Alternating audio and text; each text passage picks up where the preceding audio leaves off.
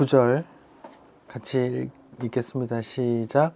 온 땅의 언어가 하나요 말이 하나였더라. 이에 그들이 동방으로 옮기다가 시날 평지를 만나 거기 거류하며 서로 말하되 자 벽돌을 만들어 견고히 굽자 하고 이에 벽돌로 돌을 대신하며 벽청으로 진을 대신하고 또 말하되 성읍과 탑을 건설하여 그 탑 꼭대기를 하늘에 닿게 하여 우리 이름을 내고 온 지면에 흩어짐을 면하자 하였더니 여호와께서 사람들이 건설하는 그 성읍과 탑을 보려고 내려오셨더라. 여호와께서 이르시되 이 무리가 한 족속이요 언어도 하나이므로 이같이 시작하였으니 이후로 그 하고자 하는 일을 막을 수가 없으리로다. 자 우리가 내려가서 거기서 우리를 혼잡하게 하여 그들을 서로 알아듣지 못하게 하자 하고 여호와께서 거기서 그들을 온 지면에 흩으셨으므로 그들이 그 도시를 건설하기를 그쳤더라. 그러므로 그 이름을 바벨이라 하니 이는 여호와께서 거기서 온 땅의 언어를 혼잡하게 하셨습니다. 여호와께서 거기서 그들을 온 지면에 흩으셨더라. 아멘. 저희는 2주 동안 노아 홍수 이야기를 나눴거든요.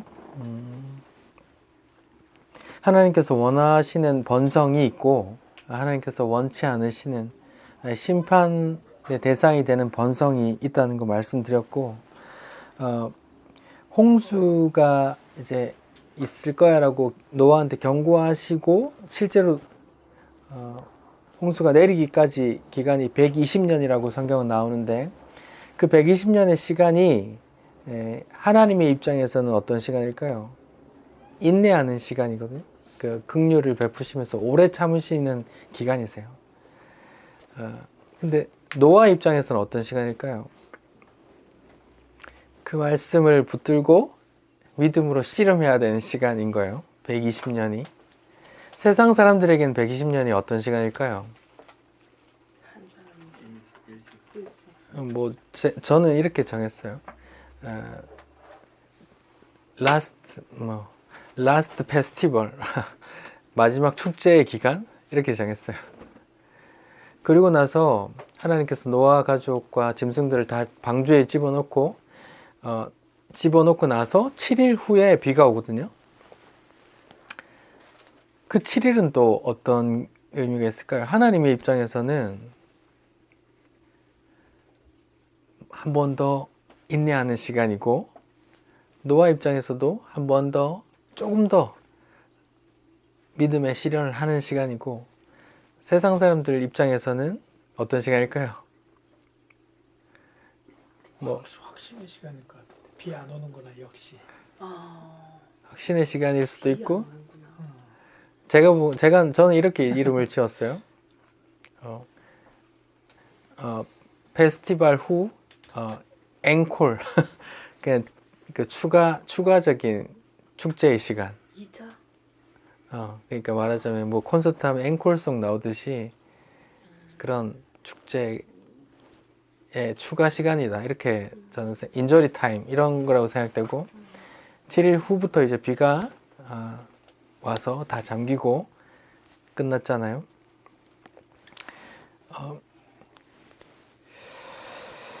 그래요. 그런 시간인 거죠. 여러분에게는 지금 우리의 삶이 어떤 시간이세요? 믿음의 훈련 시간이세요? 아니면 내 뜻대로 막 하나님과 상관없이 막 내 삶을 버리는 그런 페스티벌의 시간인가요? 한번 생각해 보시고요.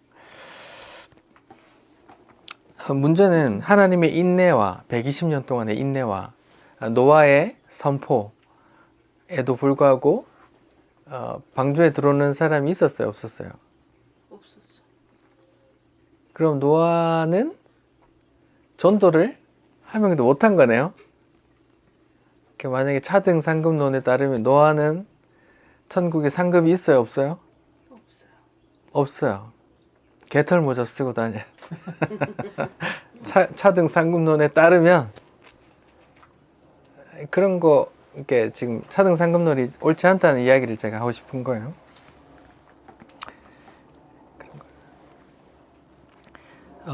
그리고 이제 홍수가 끝나고 방주에서 나와서 이제 제사를 드리죠. 정결한 짐승으로 제사를 드리고 나서 하나님께서 언약을 하시는데 이제 물로 다시 심판하지 않을 거야 라는 언약을 하시면서 증거로 주신 게 뭐예요?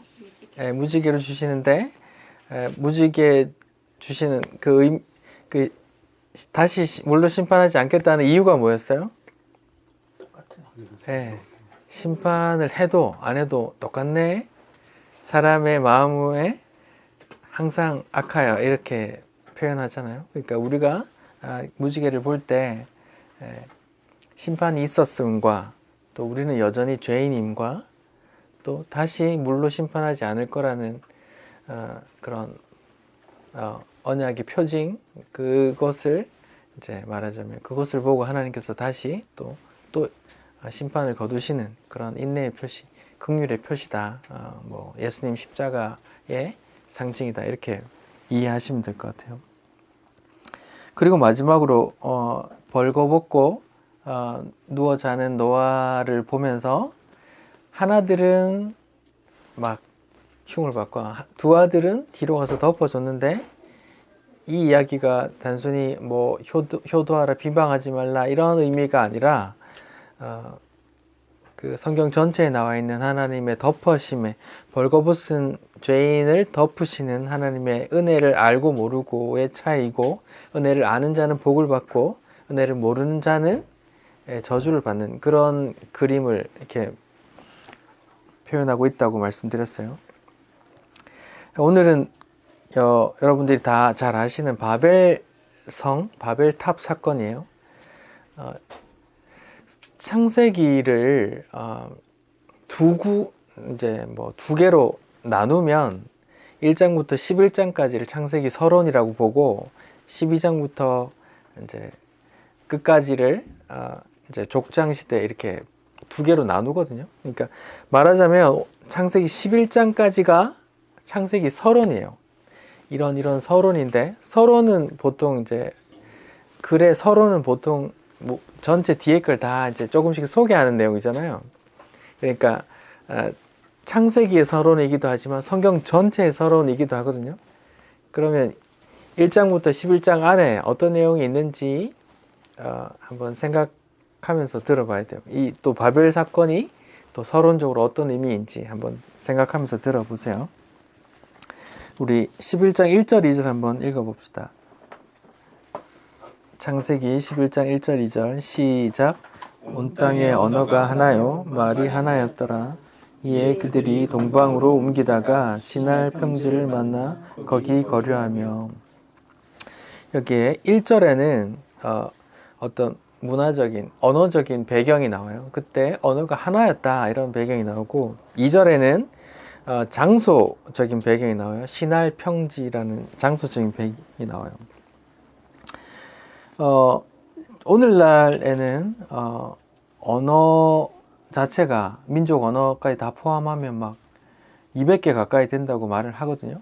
그런 시대에 살고 있는 우리 입장에서는 언어가 하나였다고 말하는 게 참 부럽죠. 그러면 외국어 배울 필요도 없고 막 그렇게 어렵게 그렇게 씨름할 필요도 없는데 그때는 언어가 하나였대요. 여러분 믿기세요?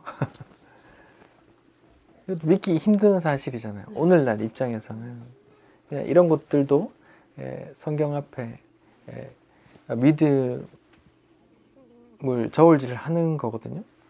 그때는 언어가 하나였대요. 그래?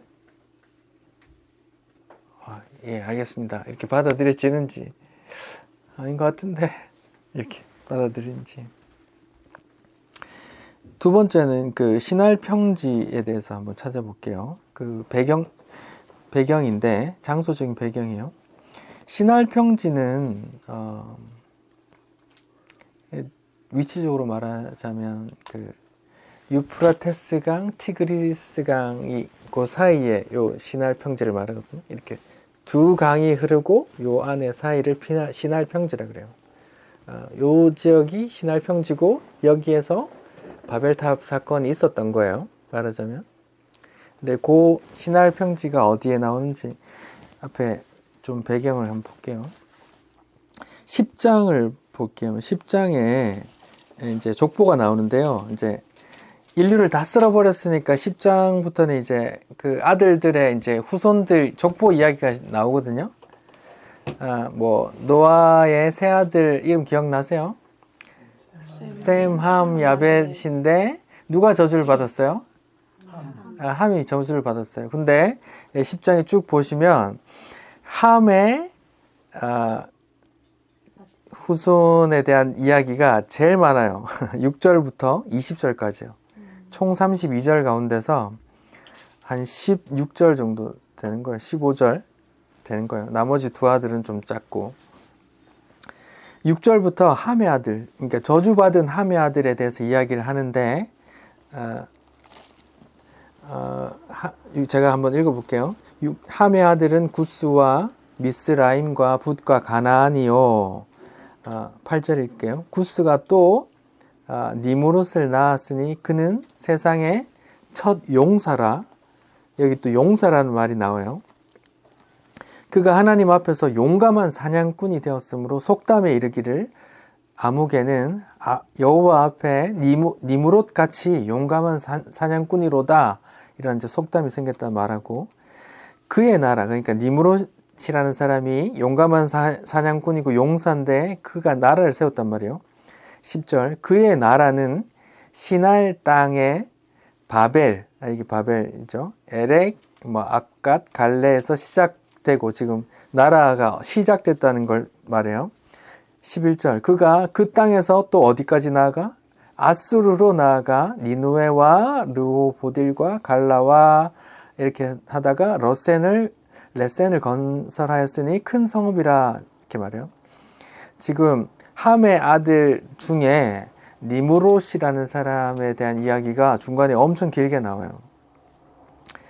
거기에 니무롯이 나라를 세웠는데 우리가 아는 나라들 나오죠. 바벨도 있고 아스루도 있고 막 그런 지명이 나오는 거예요. 분위기가 어떠세요? 그 용사가 나오고 용감했다 나오고 또 번성하는 이야기, 도시 나라 세우는 이야기 나오는데 어때요? 지금 홍수 전에 이런 이야기하고 비슷하지 않아요? 홍수 전에 6장에 보면은 하나님께서 심판하기 전에 사람들이 번성했고 하면서 그때 네피림이 있었고 뭐 용사도 있었고 이렇게 막 나온다고요. 좀 비슷해요. 지금 심판 전이나 심판 후나 지금 같다는 이야기를 지금 계속 반복해서 하는 거예요. 왜 반복하는 이야기를 계속 할까? 인간은 그렇다는 말이에요. 심판이 있어도 없어도. 그러니까 지금 창세기 11장에 2절에 보면 신할 평지가 나오는데, 신할 평지는 함의 아들, 저주받은 함의 아들 중에 아주 용사, 대단한, 용감한, 용맹한, 막 폭군, 뭐 장군 이런 뜻이거든요. 용사라는 말이. 니무롯이라는 사람이 이제 나왔는데 그가 9절 보니까 그가 10장 9절 그가 여호와 앞에서 용감한 사냥꾼이 되었다. 이렇게요. 하나님 앞에서 용감한 사냥꾼이라. 속담까지 생겼어요. 누구는 여호와 앞에 니무롯같이 용감한 사냥꾼이네 이런 말이 생겨났다고 할 만큼 그런 용맹한 사람인데 그가 나라를 세웠다 이 말이에요. 근데 여기서 하나님 앞에서라고 말하는데 이게 그냥 단순히 영어로 before 이렇게 앞에 이런 의미뿐만 아니라 뭐 대적할 그에 대하여 뭐 against 이런 의미가 있어요. 그래서 그 말은 이제 니무롯이라는 사람이 하나님 앞에서 용사야, 하나님 앞에서 아주 훌륭한 용사야 이런 말이 아니라 하나님 앞에서 하나님과 거의 뭐 대적해서 하나님과 견주어서 하나님 앞에서도 그렇게 막 용맹을 떨치는 그런 인간이야, 그런 용사야 이런 의미예요. 그러면 그 속담도 좋은 의미가 아닌 거예요. 말하자면 누구는 니무롯같이 용사야, 용감한 사람이야 이렇게 말하는 게 좋은 말이 아닌 거죠. 누구는 니무롯같이 하나님 대적하여 그렇게 폭군이구나 이렇게 생각, 이런 뉘앙스란 말이죠.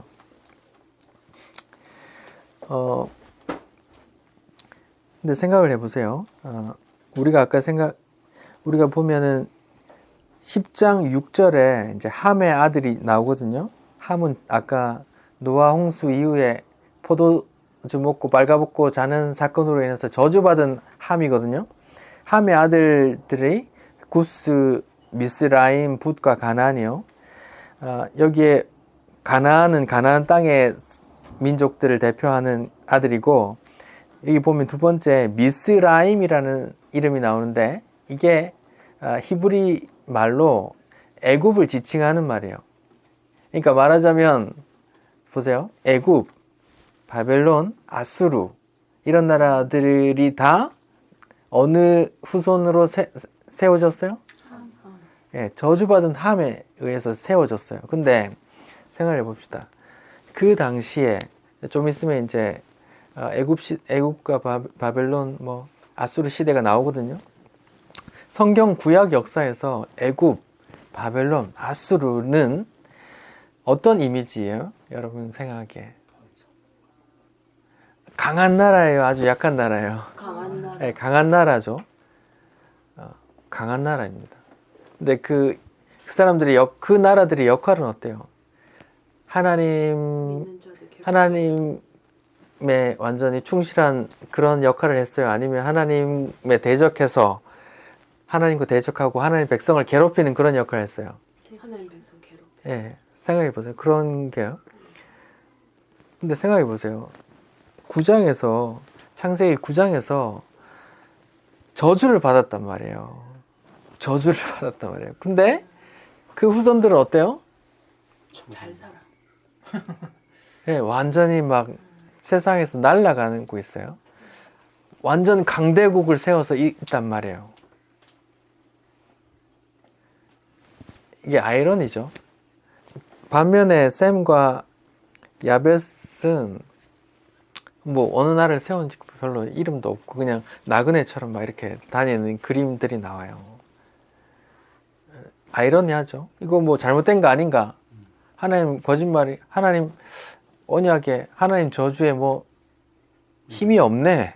이렇게 생각할 수도 있잖아요. 근데 하나님의 언약은 이루어진다, 안 이루어진다? 이루어진다. 어떻게 이루어졌어요? 예를 들어서 애굽을 생각해 봅시다. 함의 자손들이 세운 나라 중에 애굽이 있는데, 애굽이 하나님과 하나님의 백성에 의해서 한번 묵사발 난 적이 있어요, 없어요? 언제요? 모세 때. 예, 출애굽 과정에서 홍해에 애굽 군대가 다 수장되고 그 왕조가 바뀌고 막 나라가 멸망해 버렸어요. 묵사발 나는 경우가 있었죠. 묵사발 나기 전까지만 해도 어떤 역할을 했어요? 하나님과 하나님 백성을 어떻게 했어요? 탄압했죠. 괴롭히고 했단 말이에요. 그런 의미가 다 니므롯, 하나님 앞에서 용감한 자다, 이런 의미가 다 있는 거예요. 그럼 바벨론과 아수르는 어때요? 혹시 이스라엘이란 나라가 이제 솔로몬 이후로 북이스라엘과 남유다로 갈라졌어요. 북이스라엘이 먼저 멸망했는데 혹시 어느 나라에 멸망했는지 아세요? 아수르에 멸망하고 북이스라엘이 완전 초토화돼요. 완전 북이스라엘이 수도가 사마리아였는데 얼마나 묵사발이 났으면 사마리아 이스라엘 예수님 당시 시대에도 사마리아 사람을 유대인으로 취급해야 안 돼요? 안 해요. 아수르가 얼마나 악랄하게 묵사발 내놨으면 또 막 종교적으로 종족별로 막 이렇게 혼인시키는 그런 정책으로 묵사발을 내놨거든요. 그리고 남유다는 조금 후에 또 멸망했는데 어느 나라의 멸망인지 아세요? 바벨론에 멸망했어요. 바벨론에. 그러니까 애굽, 아수르, 바벨론, 그 함의 후손들이 세운 나라에 의해서 하나님과 하나님의 백성이 탄압받는 그런 그림이 있다고요. 그렇죠? 근데 결국은 하나님의 언약이 이루어진다 안 이루어진다? 예, 이루어져요. 애굽이 묵사발 나고 아수르와 바벨론도 묵사발 나요. 그래서 이스라엘 사람들이 애굽에서 나오고 또 바벨론에서 또 돌아오고 그런 그림이 있는 거예요. 그런 역사가 지금 여기 다 나온 거예요. 이게 여기 10장 9절에 다 요약되어 있단 말이에요. 그들이 여호와 앞에서 용감한 사역구나. 하나님 앞에서 그냥 비포 의미가 아니라 어게인스트란 말이에요. 또 저주를 받은 사람들인데 세상적으로 볼 때 어떻게 해요? 잘 나가요? 못 나가요? 잘 나간단 말이에요. 근데 그러면 이렇게 단편적으로 이스라엘 백성과 하나님의 성도가 성경 속에서 어떤 그림이에요? 그들에 의해서 이렇게 탄압받는 그림이란 말이에요. 근데 오늘날 성도들은 탄압받는 걸 기도해요? 아니면 오히려 애굽처럼 바벨론처럼 아수르처럼 그렇게 날개를 달고 날아다니는 걸 원해요? 예, 오늘날 크리스찬들은 그런 세상적인 그런 강함을 원한다고요. 예수님이 오셨을 당시에도 메시아상은 그거였어요. 현실적인 힘 이런 걸 원했다고요. 자, 저주받은 함의 후손들이 지금 대략적인 걸 설명해 드렸어요. 그 니므롯이 이제 바벨과 아수르를 거쳐 나라를 키워 나가는 그 과정에 바벨이라는 사건이 있어요. 바벨탑이라는 사건이. 자, 그럼 이 사람들의 생각을 이제 11장에서 알 수 있는데 한번 3절 4절을 한번 같이 읽어봅시다. 11장 3절 4절 시작. 말하자 여호와를 만들어 견고히 굽자 하고 이에 벽돌로 돌을 대신하며 역청을 루치를 대신하고 또 말되 자 성읍과 탑을 건설하여 그 탑 꼭대기를 하늘에 닿게 하여 우리 내고 온 지면에 흩어짐을 면하자 하였더니. 자, 그 함의 자손들, 말하자면 하나님께 저주받았던 사람들, 하나님께 어게인스트, 대항하는 사람들의 생각이 나와요. 그 생각들이 이제 3절에 보면은 3절에 이렇게 뭔가 단어를 반복해요. 반복하는 단어가 뭘까요? 3절 안에서 이제 뭔가를 대신한다는 말해요. 돌 대신 뭘로 해요? 아닌데. 돌 대신 벽돌. 진흙 대신 역청. 네, 이런 게요. 대신한다는 말을 많이 해요. 대신한다. 이 뉘앙스, 이게 어떤 의미가 있거든요. 자, 하나님께 어게인스트 하는 사람들의 생각인데, 그들의 생각 중에 돌 대신 벽돌을 사용하고, 진흙 대신 역청을 사용한대요. 그게 대신이라는 말을 이렇게 강조하거든요. 어떤 의미가 있을까요? 하나님 대신. 돌은 누가 만든 걸까요? 인간의 자연. 돌은 누가 만들었어요? 하나님이 만들었잖아요. 그럼 벽돌은 누가 만들었을까요? 인간이 내면. 예, 진흙과 짚을 넣어서 구워서 누구의 그 사람들의 만든 작품인 거잖아요. 그러니까 돌 대신 벽돌. 하나님 거 말고 난 더 좋은 거 쓸 거야. 우리가 만들었어. 더 좋은 거야. 모양도 반듯하고 얼마든지 또 쌓을 수 있고 얼마든지 만들 수 있고. 진흙은 물과 흙이 하나님께서 이렇게 자연 그대로 있잖아요. 근데 역청은 이렇게 내가 뽑아내야 되거든요. 아스팔트를 이렇게 정제해서 제일 밑에 남는 게 역청이거든요. 뭐 이거는 뭐 여담이지만 록펠러라는 미국의 어떤 사람이 미국에서 이제 석유 회사를 하다가 성경을 읽다 보니까 이 역청 이야기가 나오니까 사람을 보내서 여기에 기름이 있는지 봐라 해서 이라크에 보내서 실제로 발견해서 또 떼돈을 벌었다는 이야기가 있더라고요. 여담입니다. 뭐 성경을 읽었더니 노다지가 나왔더라 이런 걸로 또 하지 마시고 예. 그러니까 성경은 사실도 어느 정도의 그 근거한다 이 말이에요. 그러니까 어게인스트 하는 하나님께 저주받은 민족들, 하나님께 대항하는 그 함의 후손들의 생각이 나오는데 거기에 뭔가를 대신한다 이렇게 말이 나오는데 거기 하나님 것 말고 더 좋은 거 우리께 더 좋아 이러면서 이제 하나님을 대신해서 하나님 자리에 서서 이렇게 있단 말이에요. 그런 게 이해가 되세요? 3절 이 느낌 속에서 하나님을 대항해서 아니 하나님 이제 필요 없어. 우린 더 잘 만들 수 있어. 우리가 더 좋아. 이렇게 하나님 없어도 우리가 더 잘할 수 있어. 이런 뉘앙스가 있단 말이에요. 자 그럼 4절 한번 읽어봅시다. 시작. 또 말하되 타우설하여 그 탑 꼭대기를 하늘에 닿게 하여 우리 이름을 내고 온 지면에 흩어짐을 면하자 하였더니.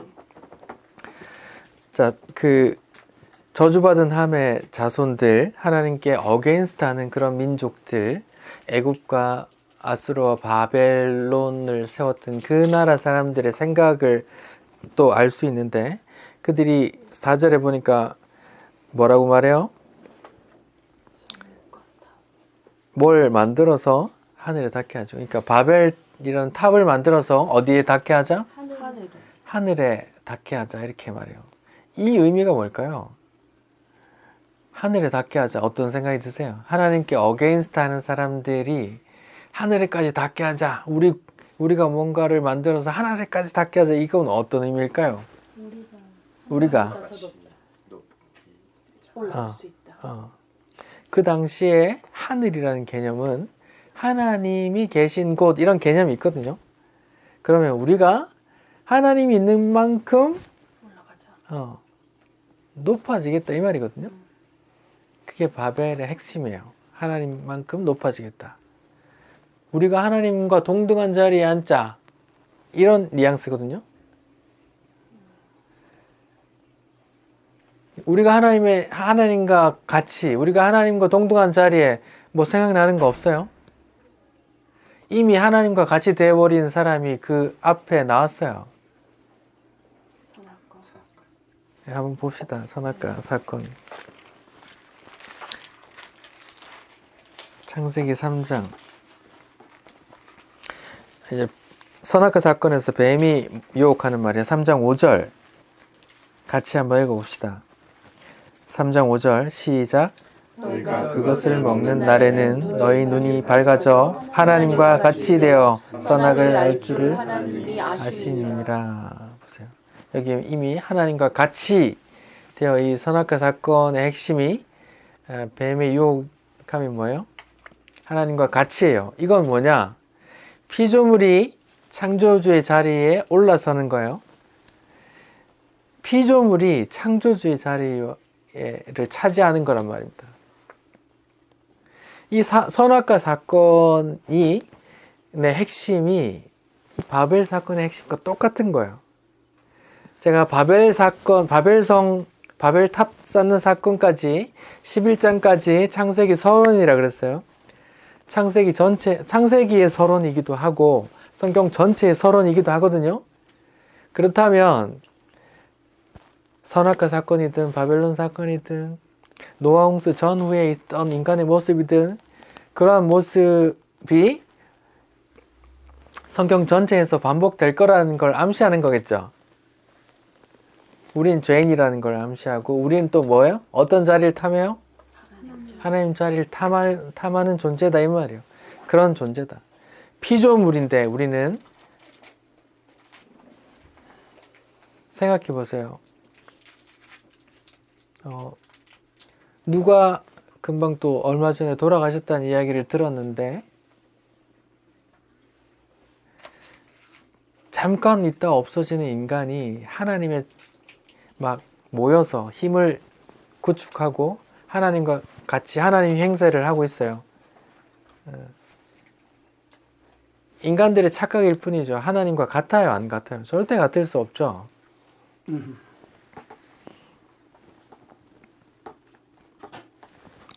그러니까 창세기 서론, 창세기 1장부터 11장까지의 핵심은 다 하나님과 같이예요. 바벨, 선악과 사건도 바벨이에요. 말하자면 하나님의 우리가 탑을 쌓아 하나님까지 하늘에까지 이르자. 이 선악과 먹고 하나님과 같이 될 거야. 따먹어 볼까? 다 똑같은 사건인 걸 얘기하는 거예요. 창세기 서론의 인간의 첫 이야기가 선악과 사건이고 창세기 서론의 끝 이야기가 또 바벨 사건이에요. 똑같은 이야기란 말이에요.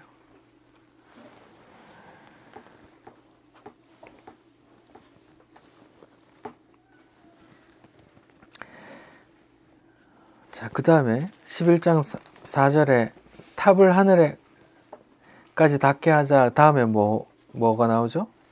우리 이름을 내고. 예, 우리 이름을 내고. 이건 어떤 의미가 있을까요?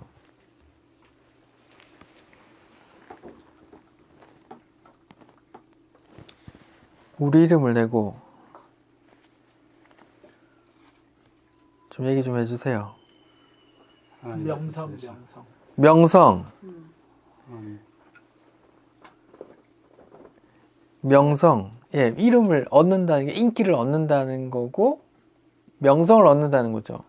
그 노아 홍수 이전에 6장 4절에 당시에 네피림이 있었고 하나님의 아들이 사람의 딸과 결혼하여 용사 혹은 명성 얻는 자들이 나왔다 그랬죠. 심판받을 대상들인데 그들이 뭘 추구해요? 명성을 추구한다고요. 명성이 뭐예요? 내가 높아지는 거예요? 낮아지는 거예요? 높아지는 거예요, 명성이. 예.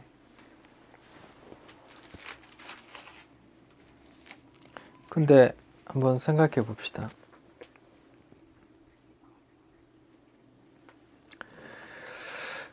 여러분, 사람이 태어나서 자기 이름 좀 떨친다는 게 죄인가요? 제가 지금 유튜브 채널 운영하는데 10만 블로거가 되면 안 되나요?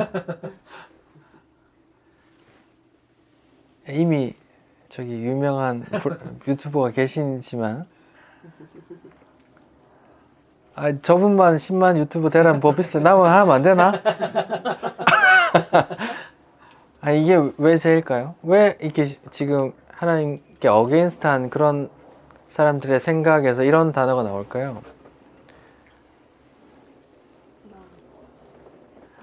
하나님보다 높아지려. 이게 뭐가 그렇게 큰 죄예요?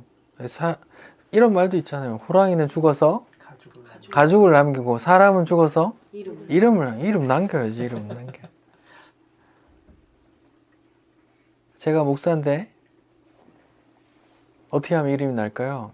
한국 교계에서 목사 이름 날려면 개척하고 3년 안에 1000명 모으면 이름 나요. 왜 나는 안 되는 거야? 그러면 안 돼요? 어때요? 내가 가게를 차렸어요. 대박 나면 안 돼요? 대박 나길 원하는 게 어때요? 뭐가 그렇게 큰 죄라고 이렇게 심판받을 사람들의 말로, 특징으로 이런 게 나올까요?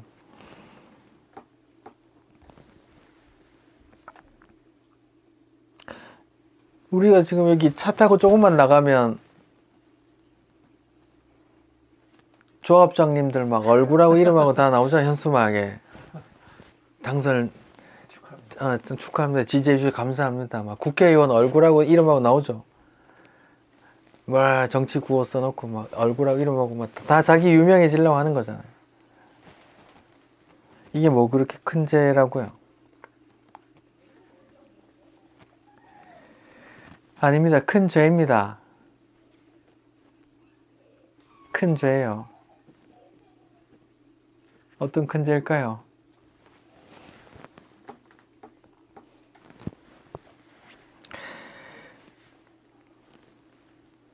우리는 창조주인가요? 피조물인가요? 예, 피조물입니다. 예. 그러면 피조물인데 그럼 우리를 만든 사람이 어떤 목적으로 만들었을까요? 자기를 찬양하죠. 네. 그 각종 기독 고백서나 신조들 속에서 얘기 뭐 웨스트민스터 뭐 아이델베르크 뭐 그런 교리집들에 보면 다 뭐예요? 인간의 창조 목적이 뭐예요? 인간의 삶의 목적이 뭐예요? 하나님께 영광, 하나님을 영화롭게 하는 거잖아요. 네, 그를 기뻐하는 거는 뭐. 창조 목적이 있단 말입니다. 우리는 우리 이름을 내도록 만들어진 게 아니란 말입니다. 하나님을 영화롭게 하기 위해서 만들어졌단 말입니다. 성경 한 구절만 보죠. 골로새서 1장입니다. 골로새서 1장 16절 한번 볼까요?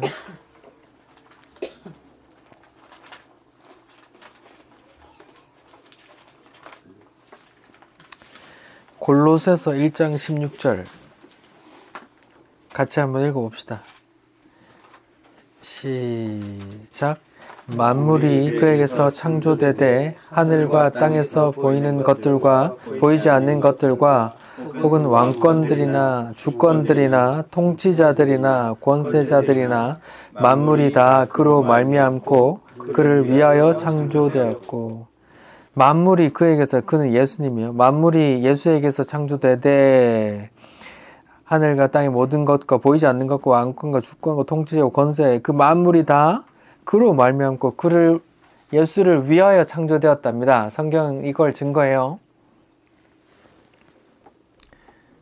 그러니까 천지 만물도 뭐 어떤 왕권도 다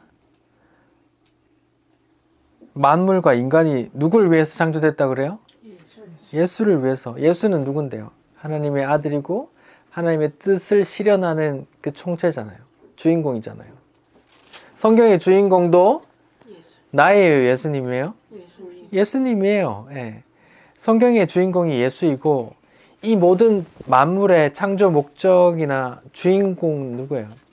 예수란 말입니다.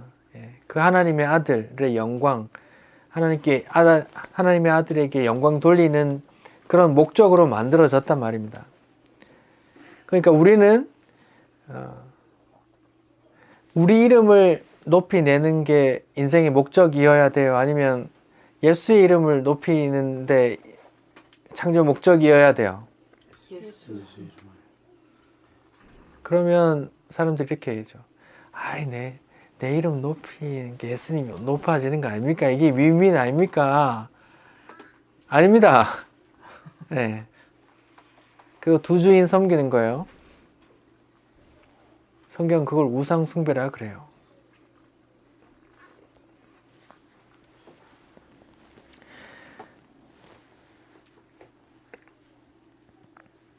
나는 저기 옆에 보이는 나무처럼 피조물이에요. 전체 세계 속에서, 하나님의 창조물 속에서 나라는 존재는 작고 작은 먼지에 불과한 그냥 피조물이란 말입니다. 이게 하나님 입장에서 본 나라는 위치예요.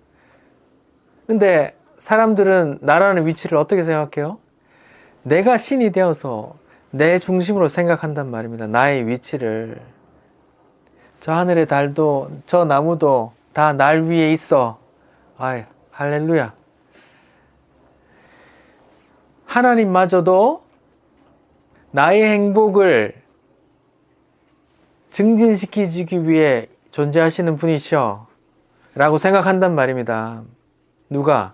피조물이 전 세계의 먼지에 불과한, 또 잠깐 있다 없어지는 그 피조물 한 사람이 그렇게 생각한단 말입니다.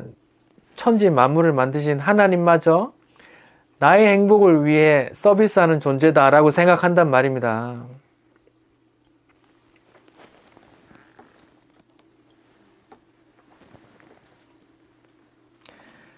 그 세상이 말하는 거잖아요. 세상 사람들이 말하는 나의 사는 삶의 목적이 뭐예요? 행복이에요. 이 시대의 이슈이기도 하고요. 다 행복을 위해서 산대요. 근데 그 행복의 가치가 교회 안에까지 들어왔어요. 교회 사람들도 다 뭘 위해서 살아요? 내 행복을 위해서 산대요, 다.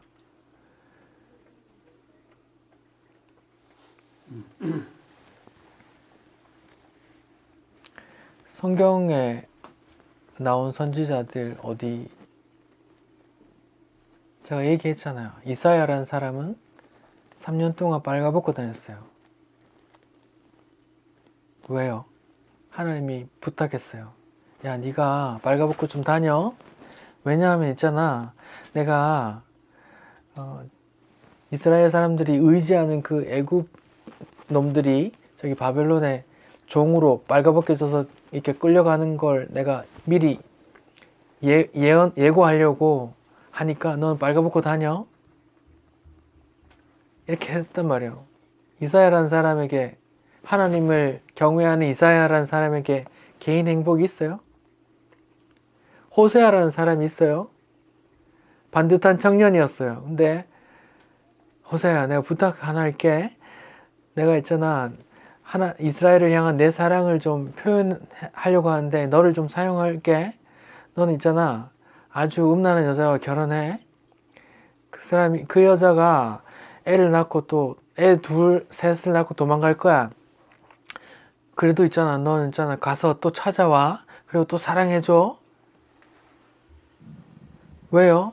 아, 내가 이스라엘 향한 내 사랑을 좀 이렇게 표현하고 싶거든. 이렇게 말하는 거예요. 호세아라는 사람에게 개인 행복이 있어요?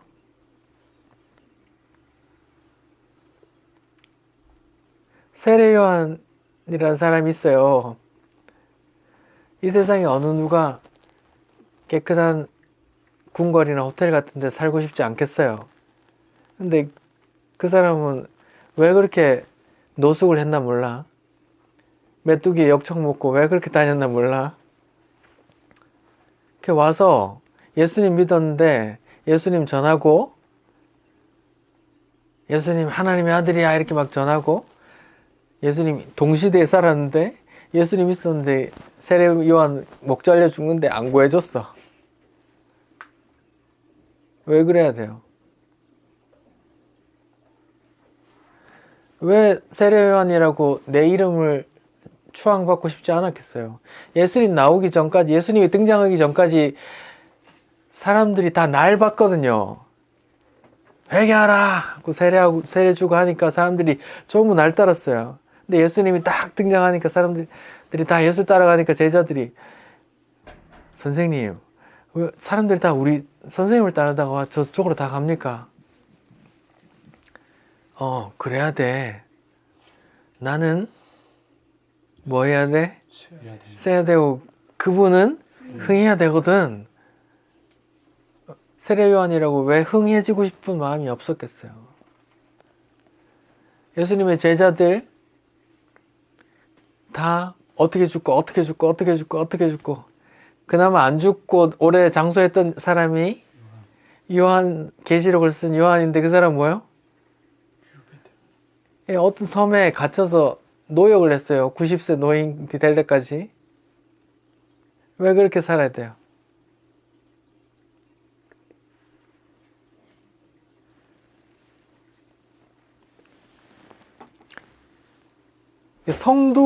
성경 속에서 성도를 통해 하는 메시지는 이거예요. 네가 네 이름을 위해서 사는 게 아니야. 성도는 하나님의 이름, 예수 그리스도의 이름을 위해서 사는 거야. 네가 살면서, 이 땅을 살면서 잠시 왔다 가는 이 땅에서 하나님 사랑 깨닫고 예수 그리스도 은혜 깨달으면 돼. 그분 찬송하면 된 거야. 이거 말하고 있거든요. 근데 그 반대편에 있는 사람들이 뭐래요? 지금 성을 하늘에까지 쌓자. 그 다음에 뭐래요? 우리 이름을 내재요. 하나님 이름 말고 우리 이름 내세요.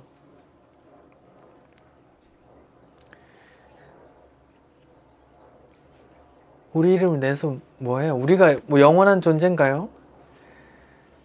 바벨론 왕을 생각해 보세요. 그 대제국을 이뤘는데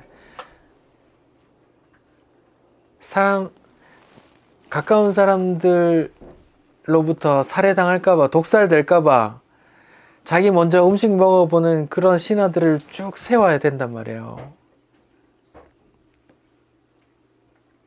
그런 무서운 불의의 권력을 가진 놈이지만 누가 내 먹는 거에 독 탈까봐 내 대신 먼저 먹어보는 놈들을 앞에 여러 명 세워야 된단 말이에요. 그런 유한한 존재가 피조물인 인간이란 말입니다.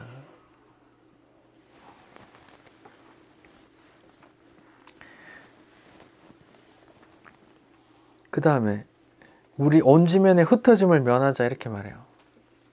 온 지면에 흩어짐을 면하자.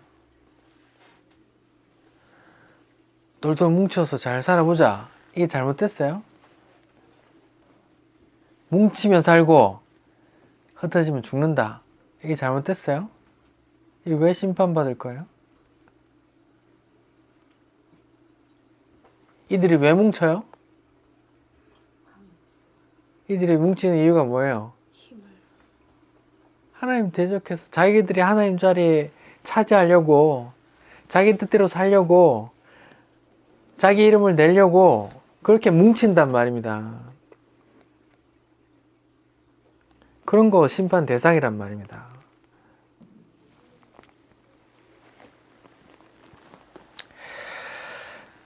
그 이름에 대해서 좀 더 나가 볼 건데요. 혹시 요한계시록에 성도들에게 이름이 어떤 이름이 붙여지는지 아세요? 예수.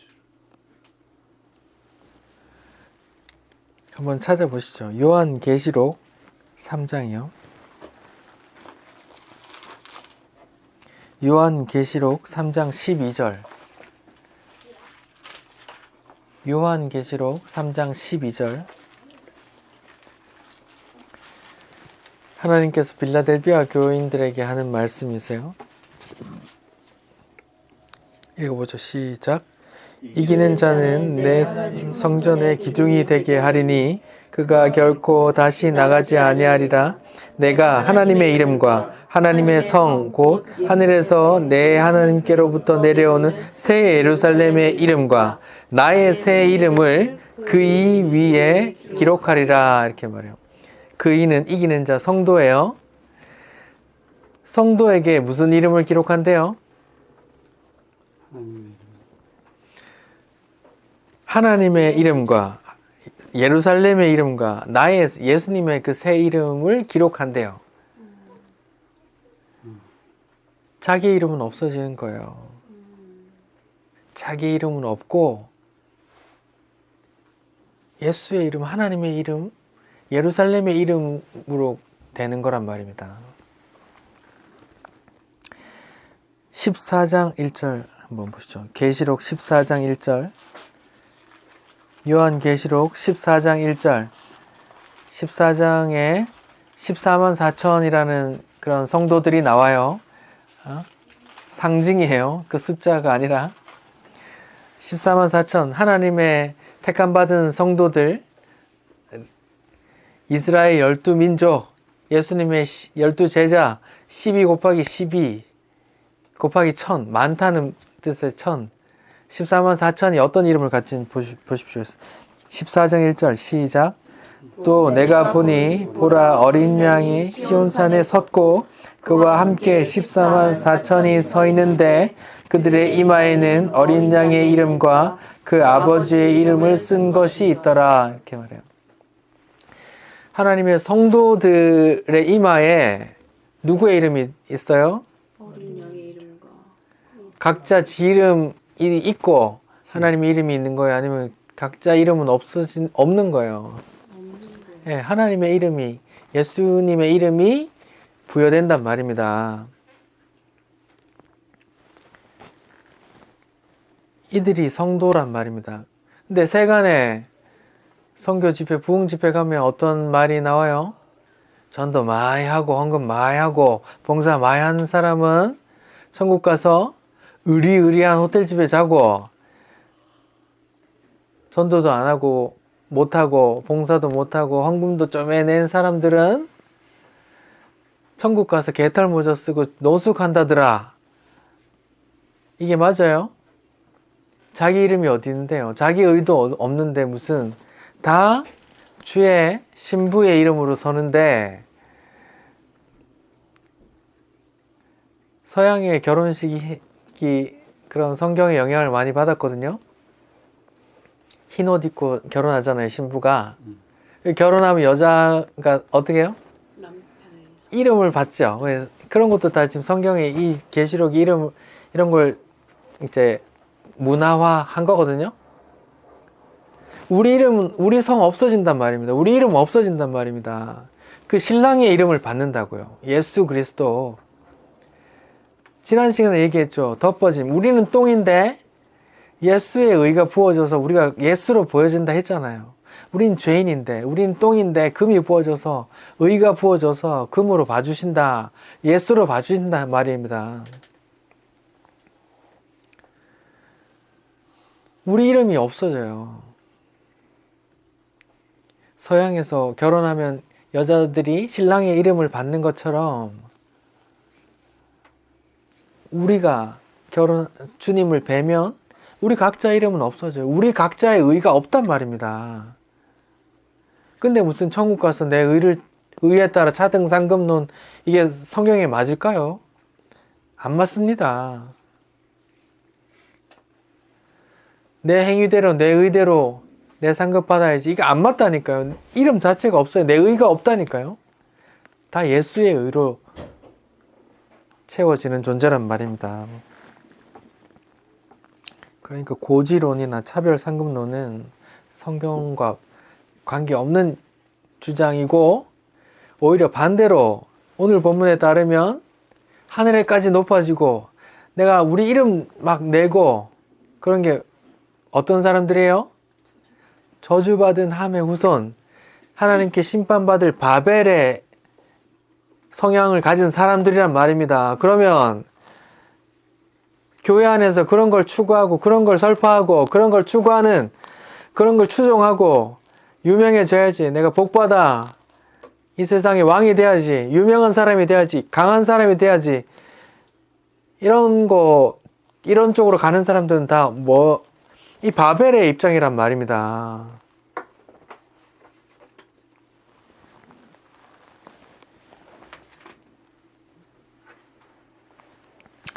성경에 자기 이름을 막 높이려고 기념비까지 세운 사람이 나오거든요. 사무엘상 한번 보시죠. 사무엘상, 네, 열왕기사 앞에 있습니다. 사무엘상 15장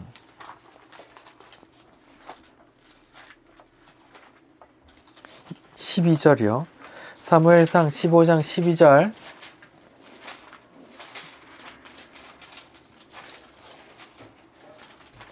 같이 읽어보겠습니다. 시작. 사무엘이 사울을 만나려고 아침에 일찍 일어났더니 어떤 사람이 사무엘에게 말하여 이르되, 사울이 갈멜에 이르러 자기를 위하여 기념비를 세우고 발길을 돌려 내려갔다 하는지라. 사무엘이 갈멜에 이르러 자기를 위하여 기념비를 세웠다 그럽니다. 이때 이후로 하나님으로부터 버림받아요. 사울 왕이 하나님의 능력으로 아말렉과의 전쟁에서 이겼어요. 승리를 했단 말입니다. 근데 그 승리에 대놓고 그 하나님의 영광을 사울이 뭐 했어요? 예, 인터셉트, 취했단 말입니다. 중간에서 자기 기념비를 세웠단 말입니다. 사울이 어떻게 돼요? 하나님께로부터 버려지고, 그 결말이 어때요? 하나님께 택함받은 다윗을 어떻게 하다가? 탄압하다가 그 다윗에게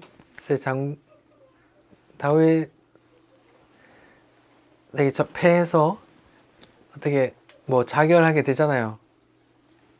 그렇게 비극적인 결말로 끝난단 말입니다. 한때 왕으로 내가 왕이야, 내가 승리했어 하고 사람들로부터 추정받고 내가 기념비까지 세웠지만 그들이 하나님께 심판받는단 말입니다.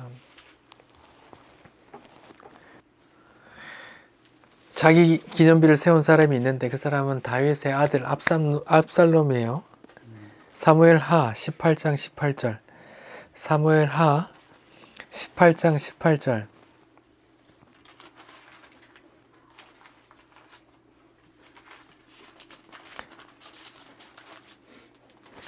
같이 읽어봅시다. 시작.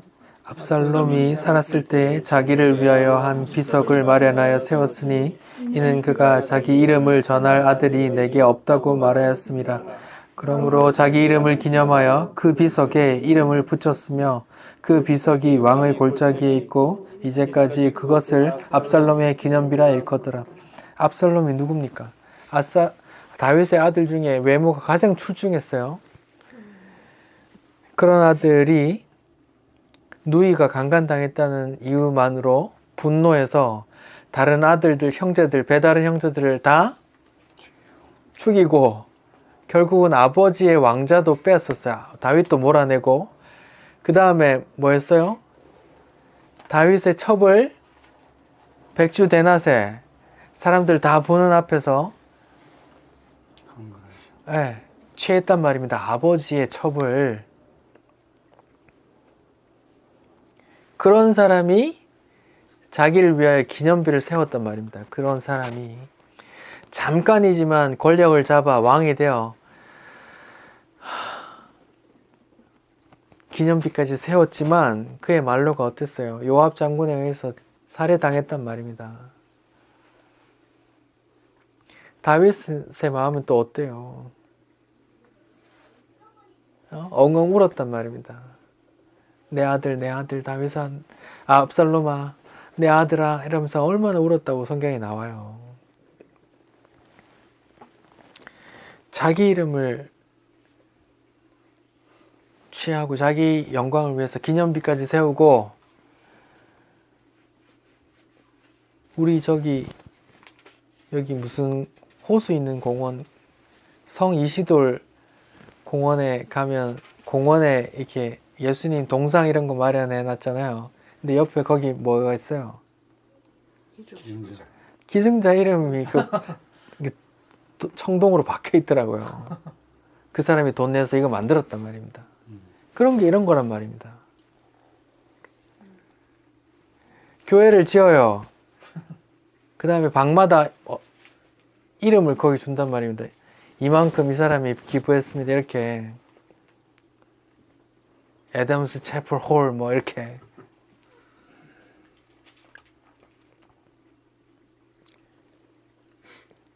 세상이 그런 거 하는 거 다 이해가 되는데 교회가 그 짓을 하고 있단 말입니다. 심판받을 상황인데 그렇게 하고 있단 말입니다. 교회에 그런 거 있어요, 없어요?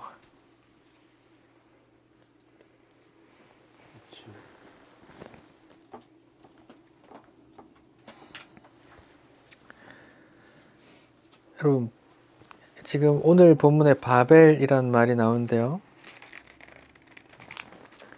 9절에 창세기 11장 9절에 보면 그러므로 그 이름을 바벨이라 하니 이는 여호와께서 거기서 온 땅의 언어를 혼잡하게 하였음이라. 여호와께서 거기서 그들의 온 지면에 흩으셨더라. 이렇게 나와요. 바벨 뭐 혼잡해지다 이런 뜻이에요. 이런 뜻인데 성경에서 바벨이라는 이름의 상징성이 상당하거든요. 이 창세기 11장에 나오지만 뒤에 구약 내도록 나와요. 바벨이란 이름.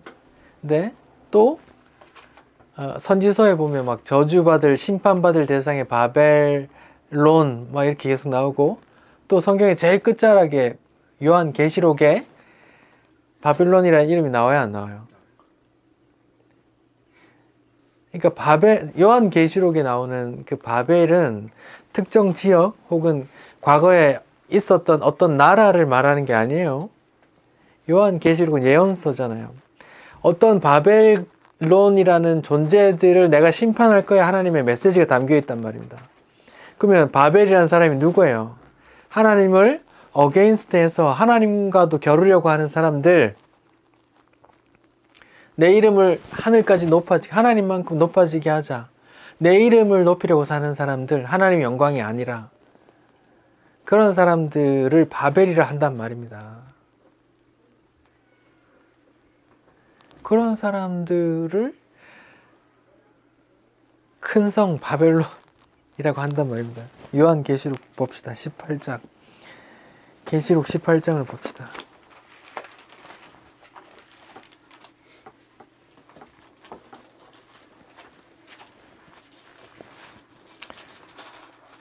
계시록 18장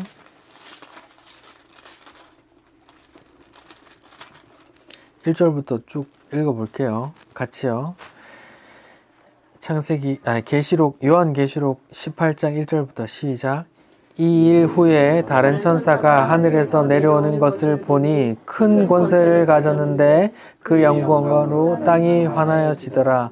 힘찬 음성으로 외치되 무너졌도다 무너졌도다 큰 성 바벨론이여 귀신의 처소와 각종 더러운 영이 모이는 곳과 각종 더럽고 가증한 새들이 모이는 곳이 되었도다. 그 음행의 진노의 포도주로 말미암아 만국이 무너졌으며 또 왕들이 그 더불어 음행하였으며 땅의 상인들이 그 사치를 세력으로 치부하였도다 하더라. 또 내가 들으니 하늘로부터 다른 음성이 나서 이르되 내 백성아 거기서 나와 그의 죄에 참여하지 말고 그가 받을 재앙들을 받지 말라. 그의 죄는 하늘에 사무쳤으며 하느님은 그의 불의인 일을 기억하신지라. 그가 준 그대로 그에게 주고 그의 행위대로 갑절을 갚아주고 그가 썩은 잔에 갑절이나 섞어 그에게 주라. 그가 얼마나 자기를 영화롭게 하였으며 사치하였는지 그만큼 고통과 애통함으로 갚아주라. 그가 마음에 말하기를 나는 여왕으로 앉은 자요 과부가 아니라 결단코 애통함을 당하지 아니하리라 하니 그러므로 하루 동안에 그 재앙들이 이르리니 곧 사망과 애통함과 흉년이라. 그가 또한 불에 사라지니 그를 심판하는 주 하나님은 강하신 자이시네. 9절이요. 그와 함께 음행하고 사치하던 땅의 왕들이 그가 불타는 연기를 보고 울며 가슴치며 그의 고통을 무서워하며 멀리 서서 이르되 화이토다 화이토다 근성 무관성 바벨론이여 한 시간에 내 심판이 이르렀도다. 14절 바벨론아 내 영혼이 탐하던 과일이 내게서 떠났으며 맛있는 것들과 빛난 것들이 다 없어졌으며 사람들이 결코 그것을 다시 보지 못하리로다. 바벨론으로 말미암아 치부한 이 상품의 상인들이 그의 고통을 무서워하여 멀리 서서 울고 애통하여 이르되 화이토다 화이토다 큰 성이여 과 자주옷과 붉은 옷을 입고 금과 보석과 진주로 꾸민 것인데 그러한 부가 한 시간에 망하였도다.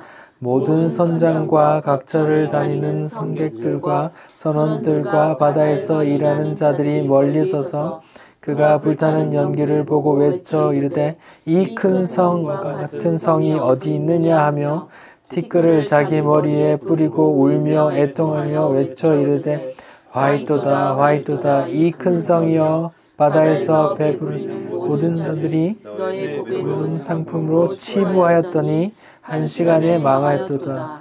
하늘과 성도들과 사도들과 선지자들아 그로 말미암아 즐거워하라. 너희를 위하여 그에게 심판을 행하였으며 이렇게 한단 말이에요. 여기 바벨론이 어떤 사람으로 나와요? 성으로 나오는데 치부하였다 그래요. 치부, 불을 쌓았단 말이고 또 뭐라 그래요? 자기를 18장 7절 자기를 얼마나 영화롭게 했으며 또 사치하였든지 이렇게 말해요. 자기를 영화롭게 하고 치부하고 사치하고 자기를 영화롭게 하고 치부하고 맨날 잔치 벌이다가 지옥 간 사람 누군가 있는데 누구세요? 네, 부자와 나사로 그 부자자 그쵸? 그 이야기하고 맞죠?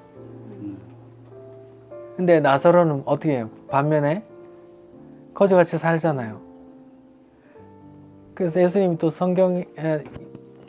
부자는 천국 들어가는 것이 낙타가 바늘길 통과하는 것보다 어렵다 그러죠. 치부하는 자, 또 자기 영광을 위해서 사는 자, 자기 이름을 위해서 사는 자, 하나님 이름이 아닌 자기 영광을 위해서 사는 자, 그들이란 말입니다. 부자라고 다 지옥 가는 그런 게 아니고 이 창세기 11장의 바벨 탑을 쌓고 있는 사람들이 말한 말입니다. 세상에 어느 사람이 어느 누가 부자가 되고 싶지 않겠어요. 세계를 휩쓴 유튜브의 화제가 뭐예요? 부자 되는 거잖아요.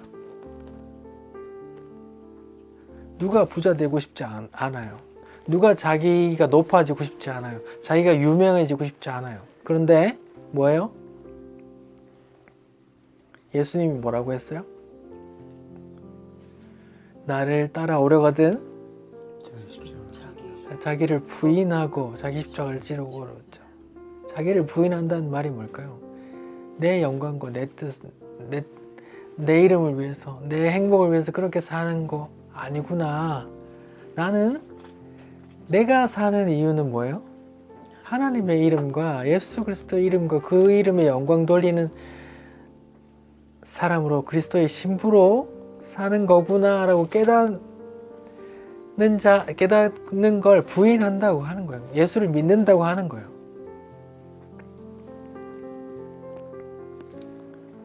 바벨론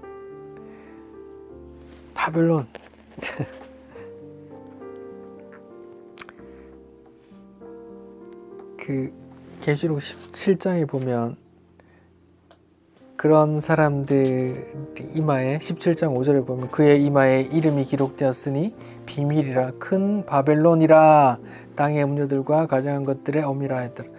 근데 그런 사람들이 또 이마에 이름을 받는데 그 사람의 이름이 뭐예요? 바벨론이라 이름 받아요. 바벨론 이렇게 이름 받는 거예요.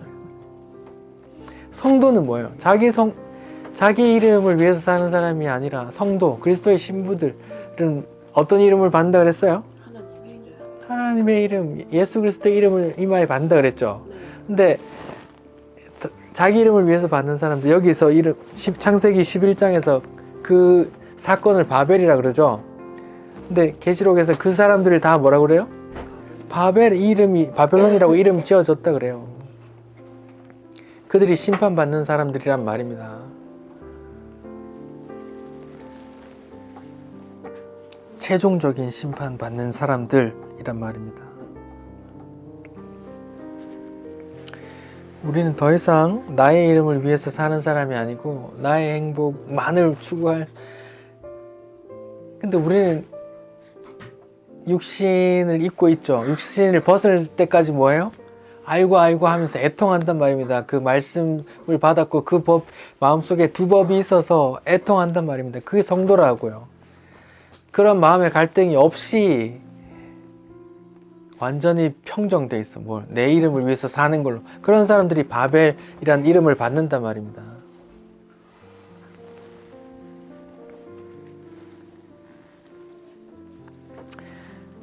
우리는 더 이상 나의 이름을 위해 사는 사람이 아니고 나의 행복을 위해 사는 사람이 아닙니다. 그의 나라와 그의 그분의 영광을 위해서 사는 사람들입니다. 요한계시록 제일 마지막 장을 제가 읽고 마칠게요. 계시록 22장 1절부터 5절입니다. 또 그가 수정같이 맑은 생명수의 강을 내게 보이니 하나님과 및 어린 양의 보좌로부터 흘러와서 길 가운데 흐르더라. 강 좌우에 생명나무가 있어 12가지 열매를 맺되 달마다 그 열매를 맺고 그 나무 잎사귀들은 만국을 치료하기 위하여 있더라.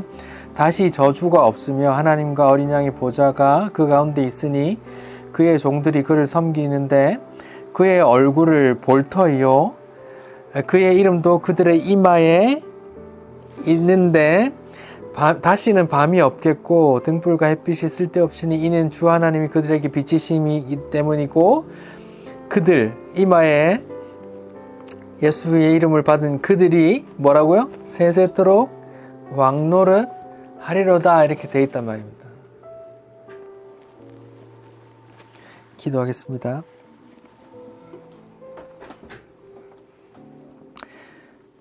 주님, 똘똘 뭉쳐서 자기 이름을 내자. 우리 작품을 하늘에까지 닿게 하자 하는 바벨탑 사건을 통해서 하나님의 심판받을 자들, 바벨론, 이마에 바벨론이라는 이름을 받는 사람들, 또 함의 저주 가운데 있는 사람들의 특성들을 말씀해 주시니 감사합니다. 주님, 우리를 붙들어 주십시오. 우리는 연약한 몸을 갖고 있습니다. 주님, 이 몸을 벗을 때까지 애통할 것이지만 주님, 그 끝날 우리 이마에 주의 이름을 받을 그날 소망하면서 먼저 그 나라와 그 의와 주의 영광을 위해 살게 도와주십시오. 예수님 이름으로 기도드립니다. 아멘.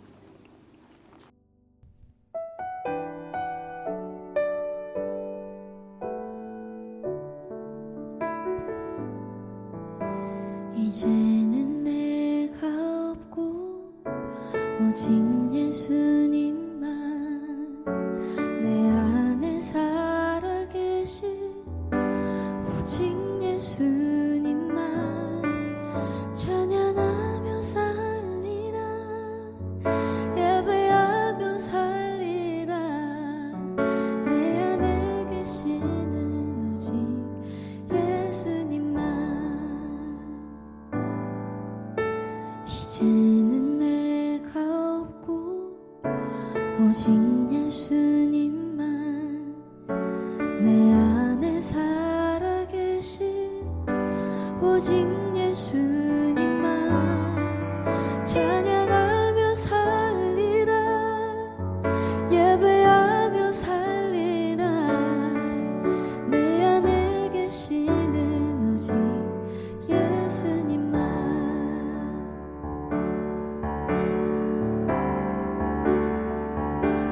주님은 나의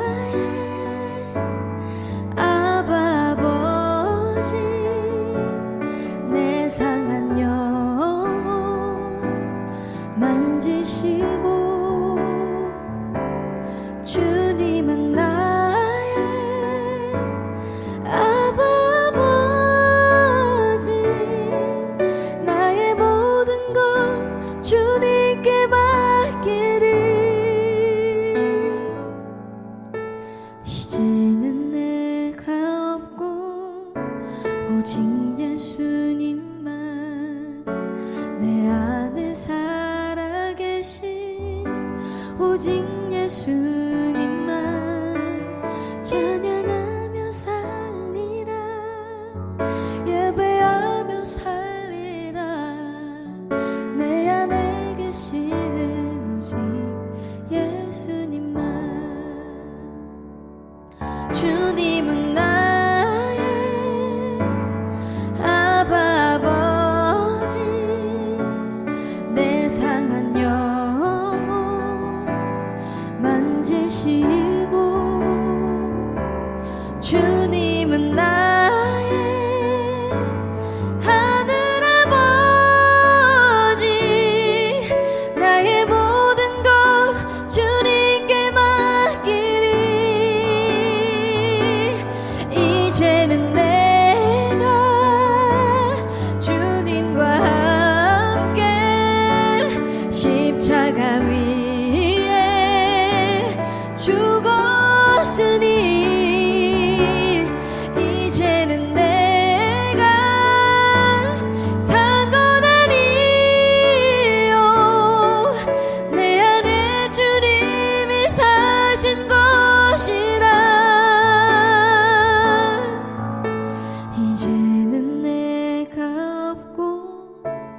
오직 예수님만 내 안에 살아계신 오직 예수님만 찬양하며 살리라 예배하며 살리라 내 안에 계시는 오직 예수님만